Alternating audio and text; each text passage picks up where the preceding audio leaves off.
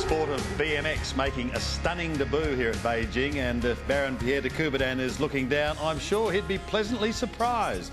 But the women's action is set to continue now. It is crunch time for the Aussie girls. They made a mess of the second run. They've got one more run to try and get through to the finals. This is the third and final run in the women's semis. Let's see if our two girls can make amends as we go back to Tom Williams and Pete Cahoon. So the start list in the final run for the first semi-final for women: Chanson, the oldest competitor in the field, tracking well. Diaz, Walker going okay. Cools, Fandrick, Sorensen, Harakova, Mili Yan. Remember, we're taking the top four from each semi-final. And at the moment, you'd imagine it's Chanson, Diaz, Walker and Harakova. I suppose the interest here is the Kiwi, Sarah Walker. See if we can see her through to the final. Following this first semi-final, the Australians, Bailey and Callisto, racing for a spot in the final, along with Reed. So it all comes down to this, the final semi-final run for the first group. It's been hot racing, it really has, and it's so important at the gate. You'll see these riders, they'll roll their wrist up, they'll get the bike right back and throw their hips forward, channeling everything they've got into the cranks. This start off an 8-metre ramp at 28 degrees is ferocious. And Mili Yan, at 20 years of age, in her final run, she really needs to win this race and rely on other faults if she's to get through. Horakova there. She's a chance. Moving across the line here, remembering Amanda Sorensen needs to do well. You'd think she cannot qualify at the moment. The Swiss rider, Fandrick, she looks worried, doesn't she? She looks a bit worried. Just at 19 years of age, she's scared. And why wouldn't you be? Sammy Cools from Canada, red hot right now. She's got to do a bit of work, but she's got the potential to get up the front. And there she is, Sarah Walker, lives on the Australian Central Coast, coached by her Australian boyfriend, Dan Booker. He's here supporting her girl. Gabriela Diaz from Argentina, sitting well. She's had good success, a third placing and a second placing, but this girl. Chanson. So, find your nearest exit. Tray tables in the upright position. We're about to take off in the final semi-final for women. The top four to go through. Sarah Walker out of the saddle early, getting the weight over the handlebars.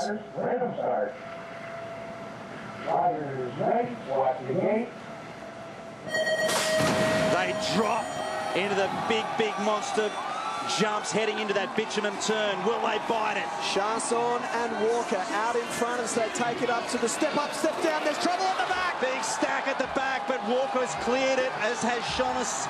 And they head towards the big jump now. They get round safely, and they'll just have to keep it tight, keep it smooth. Chanson and Walker look as though they're qualifying. Followed by Cools. I told you she's got it. Anything can happen in this racing. Sammy Cools picking up third spot, but Sarah Walker going lovely through the rhythm section. She may have even picked herself up in first place, and she did for a photo. So Walker, Chanson, Cools and Sorensen. Photo finish for first. And there's hijinks at the back. That's Gabriela Diaz from Argentina. Number 144, she will be very disappointed with that one. Diaz was looking very good. Chanson finishes on top of the table in semi-final number 1. Sarah Walker relief. She's stoked. Mai Leung hanging the bike up on the racks. Sammy Cools will have to wait and see. So, no doubt Chanson, the 30-year-old, will qualify. We believe Diaz, the Argentinian, Walker is through. And Yana Horakova, we believe, is the final rider to qualify for the final from this group. Canadian there, Cools, kept it in her final semi-final run. Here it is, the Devil's Corner. Gabrielle Diaz going down. hard, falling down right from the top of the pack, taking one of the other riders out with her. Chanson from France, pinning it into her turns.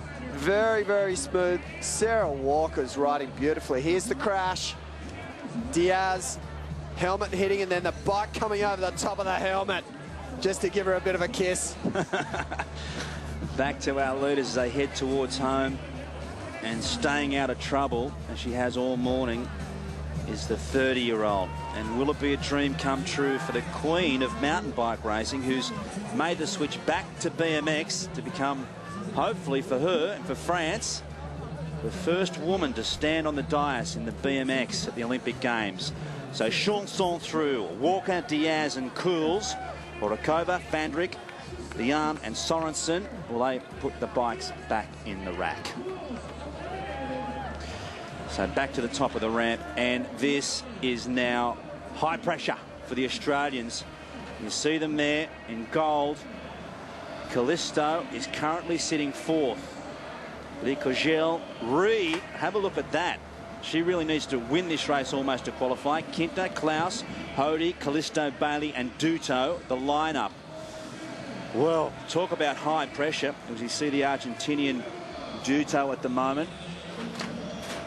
And there she has Bailey. Well, she's been disappointing in her semi-final runs. She needs a miracle. Yeah, she sure does. Tanya Bailey built her first BMX track out the back of her mum and dad's paddock over in WA using the Bobcat. Nicole Callisto also needs to really improve. Well, Callisto, she's right on the cut. Hungarian, Hody. Hody also needs to do well if she's to go through.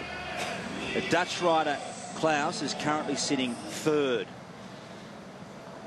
But there's 3 or 4 riders on 8 points. Jill Kittner from the States tracking really, really nicely on 6 points. She's currently ranked second. She's got a nice inside draw. Now, this woman, the #1 seed, Reed, is currently not qualifying. She's currently lying on 9 points, with 2 riders ahead of her on 8 points. Kogel at the moment is leading this group. She needs another safe run to qualify. High pressure, high stakes. We roll the dice for the final semi-final in the women's group. The calculators will be out after this race.